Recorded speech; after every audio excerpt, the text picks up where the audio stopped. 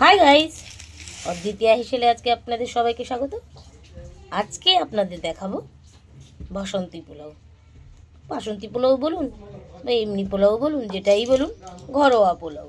অত তরিজুত করে তো পারবো না, যেরকম ইনস্ট্যান্ট করে সেরকমই করব। তাহলে আসুন শুরু করে দিই। তাহলে বন্ধুরা, চালটাকে আমি ভালো করে ধুয়ে পরিষ্কার করে জল ঝরিয়ে নিয়েছি। এবার আমি এর ভিতরে দিয়ে দেব সামান্য হলুদ, 1 চামচ ঘি,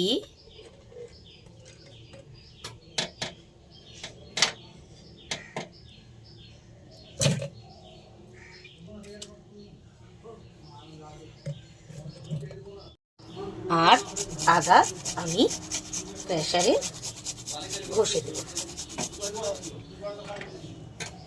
এবারে আমি এগুলোকে ভালো করে মাখিয়ে 10 মিনিট রেস্টে দেব।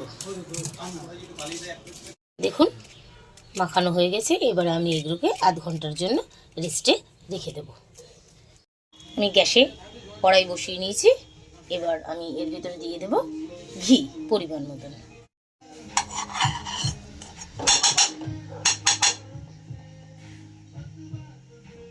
দেখুন ঘি দিয়ে দিলাম আমি।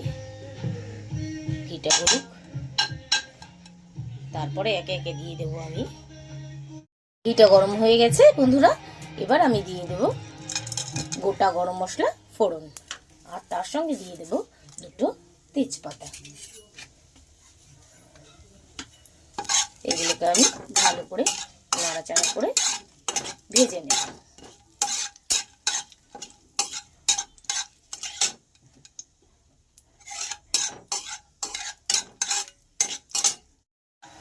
দেখুন এগুলো ভাজা ভাজা হয়ে গেছে।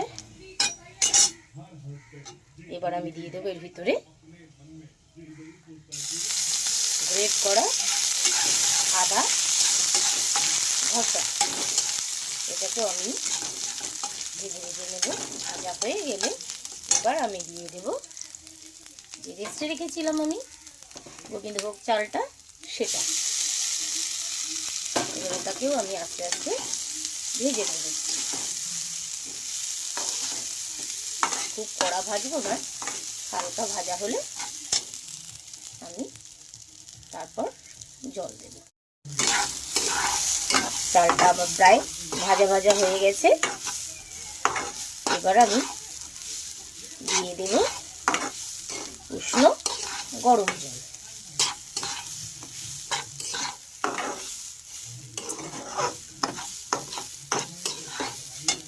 আগে থেকেই উষ্ণ গরম জল করে রেখেছিলাম।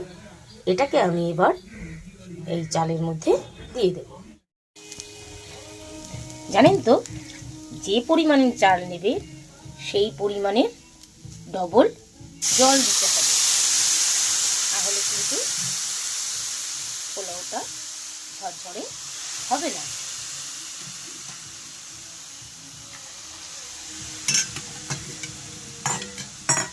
আমি সেই পরিমাণেরই জল দিয়ে দিলাম, যে পরিমাণের চাল নিয়েছিলাম তার ডবল। দেখুন জলটা দিয়ে দিয়েছি আমি। এবার আমি জলটাকে একটু ফুটতে দেব, আর দিয়ে দেব পরিমাণ মতন লবণ। পরিমাণ মতন লবণ আমি দিয়ে দিলাম, আর দিয়ে দেবো পরিমাণ মতন চিনি। চিনি দিয়ে দিচ্ছি। জানেন তো পোলাও একটু মিষ্টি মিষ্টি না হলে ভালো লাগে না, যার জন্য আমি যে যেরকম মিষ্টি খাবেন সে সেরকমভাবে মিষ্টি দেবেন। আমি এগুলোকে সবগুলো একসঙ্গে ভালো করে মিশিয়ে নিলাম। দেখুন ফুটে গেছে।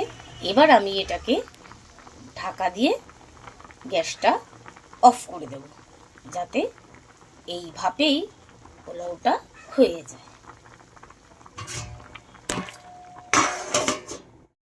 দেখুন আমার প্রায় আধ ঘন্টা হয়ে গেছে। এবার আমি ঢাকনাটাকে খুলে দেব। দেখেছেন পুরো কিরকম আমার পোলাও না লেগে ঝরঝরে হয়ে গেছে। এবার আমি কি করব, এবার আমি গ্যাসের ওভেনটা আবার একটু ধরিয়ে দেব। দেখুন আমার বাসন্তী পোলাও কমপ্লিট। এরকম ঝরঝরে হয়েছে দেখুন। এর ভেতরে দিয়ে দেবো এখন আমি কাজু আর কিশমিশ। তাহলে বন্ধুরা, আমার ঘরোয়া পদ্ধতিতে বাসন্তী পোলাও কেমন লাগলো একটু কমেন্ট করে জানাবেন। সাবস্ক্রাইব করতে কিন্তু একদম ভুলবেন না। তাহলে বন্ধুরা, আজকের মতন আসি। টাটা, সায়োনারা।